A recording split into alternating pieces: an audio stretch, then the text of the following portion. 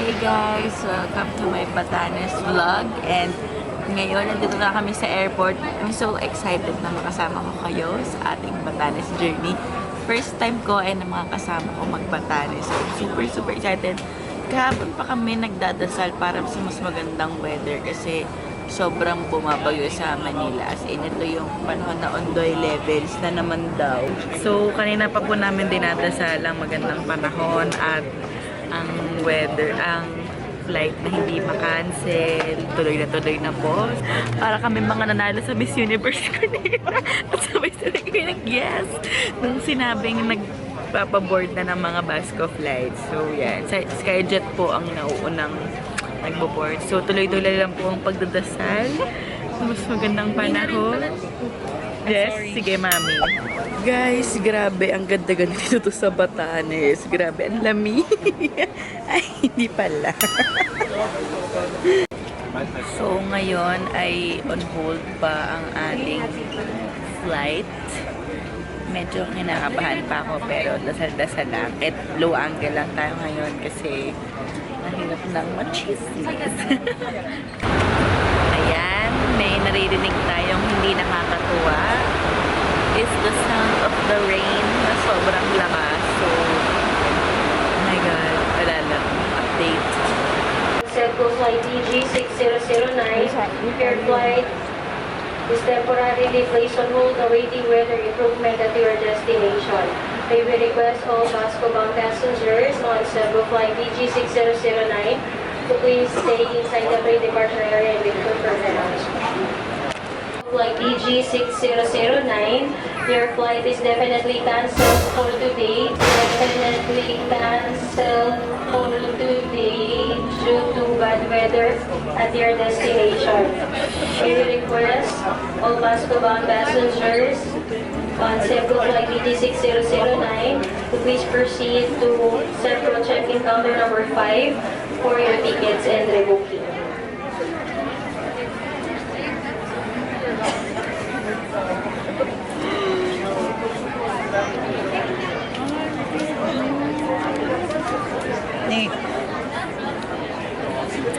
Tayo magte. Magtela na. Ano natin? So, lintik ng tinamaan. Na-cancel po ang aming Basco flight. Kasi po Pacific ngayon. Subukan nating lumaban at maghanap ng... Kasi nakarating yung Skyjet, guys. Nakarating siya sa Basco. Yung vlog ko na kanina, na sinabi ko na sobrang masaya kami kasi nakarating na yung mga Skyjet people sa loob ng plane. Ngayon, naghahanap kami ng paraan para makakuha ng ticket papuntang Batanes. Kasi ayoko siyang isuko.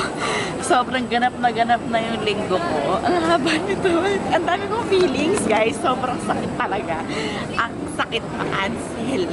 So, laban. Tingnan natin ating kung saan naabutin ang ating adventure. Kung makakalis mo talaga kami ng Manila today, abangan nyo lang. So, ayun. Ganito pa rin ang aming mga suot. Oh my God, the jet lag is real. Grabe no, sobrang lamig sa Batanes. Pakagabi ay binabayo na ng malakas na hangin ang probinsya ng Batanes. Malalakas din kasi ang hampas ng alon sa coastal areas ng Batanes kaya delikado ito para dun sa mga naninirahan sa gilid ng dagat. Kaninang umaga ay ginising ang mga Ivatans ng malalakas na alon nga dito sa coastline ng Ivana at Uyugan. Good morning, guys. Ang oras natin ay 3:18. Ang ibig sabihin nito, papunta na kami sa Batanes! Diyos ko! Mamaya na ang drama. Pero ito ay ito ang third try namin and the final try because matutuloy na talaga kami. Abangan nyo mga eksena mamaya sa airport. Good morning, si Bianca, Teacher Bianca, si Teng, hello, si Kuda, hello, at si Ina, yes, si Ate Bru, hello. Wala ko lang talagyan natin ng filter. Pero alam niyo ba, may news? Oh, walang news! Huwag ka na naman ng handle. Tigilan mo May nga. ano daw, dalawang low pressure area. Diba? No. Para kailan yan? Hindi ko lang alam. This weekend. Tigilan mo na kasing kapapanood mo kay Mang Tani. Napraning na nga ako. You know. Saya yan. Saya, fresh. Saya yan.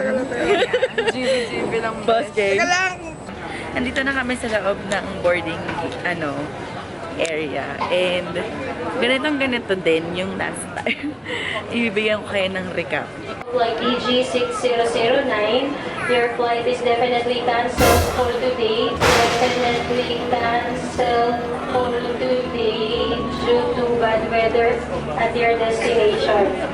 We request Pero ngayon, very positive ako na push na to, di ba, Ina? Air Swift, guys. So, pang ilang attempt na natin to? 69. Yung una naming flight ay August. May vlog yun. Yung pangalawa, September. Yun yung biglang bumagyo. Nangyari doon. Yung flight namin papunta, hindi siya na-cancel. Pero yung pauwi, canceled siya. So, parang pinatalo na lang namin yung flight papunta kasi papunta yung super typhoon. So, hindi na namin ni-risk yun kasi pagbalik namin wala na kaming mga work. We are very positive kasi wala naman ang ganap ang mga bagyo-bagyo. Today is November 30, holiday po. Ma.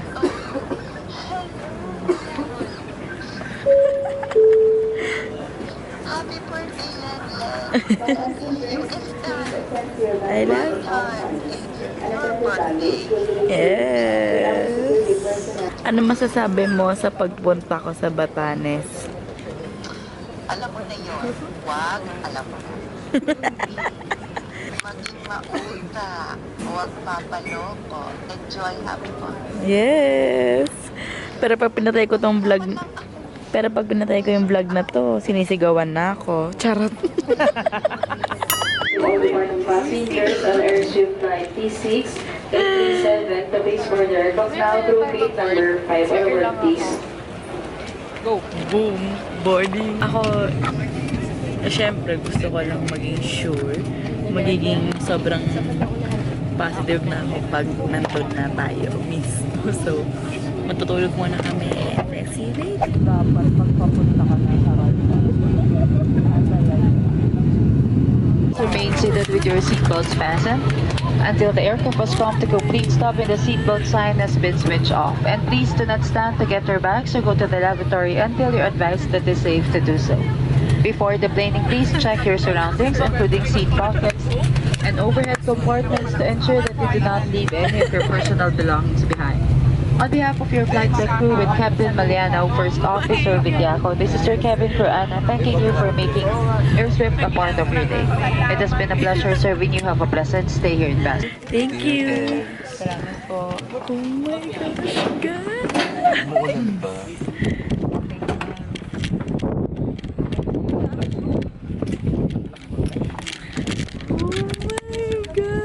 Mga bakal lang to.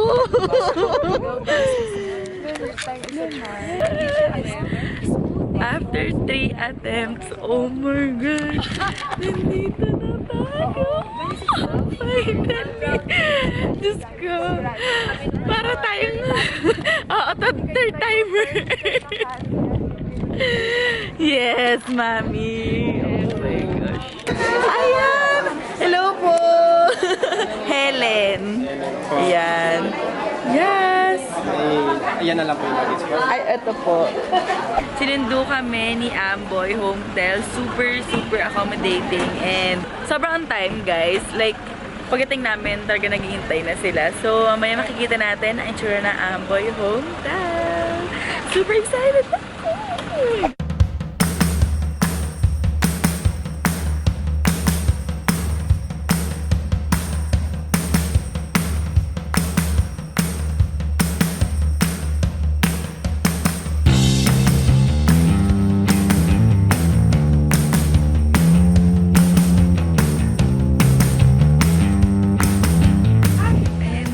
So, dito na tayo sa Amboy. sobrang homey talaga ng feels nila. Ano na masasabi mo, te? Homey. Wow. Yes. Totoo. Tay-tay ba to?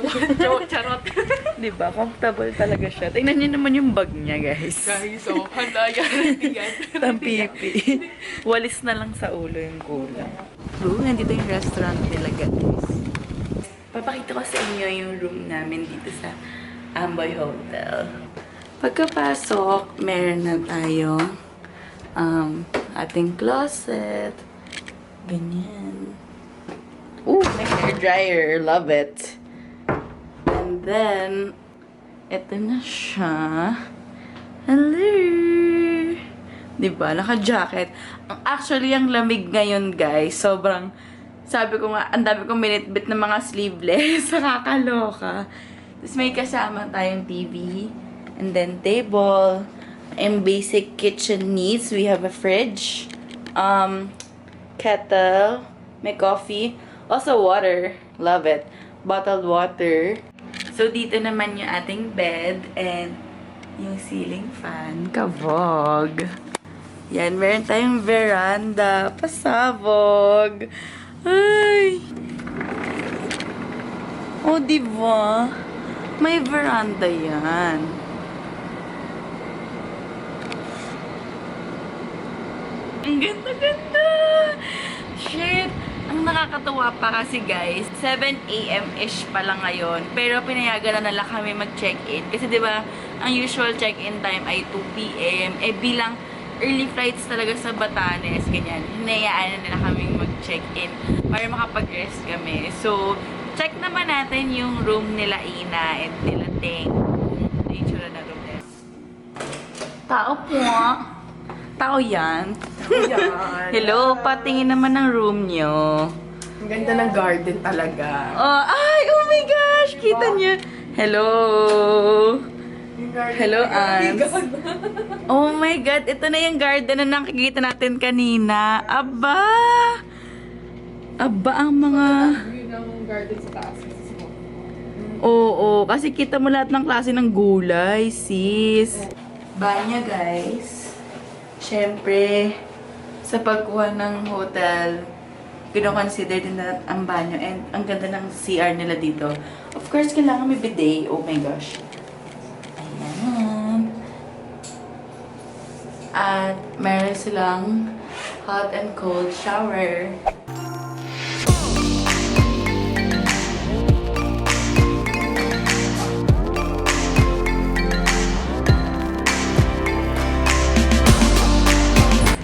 Guys, ito na yung pinaka-famous na parang signature and trademark of Batanes.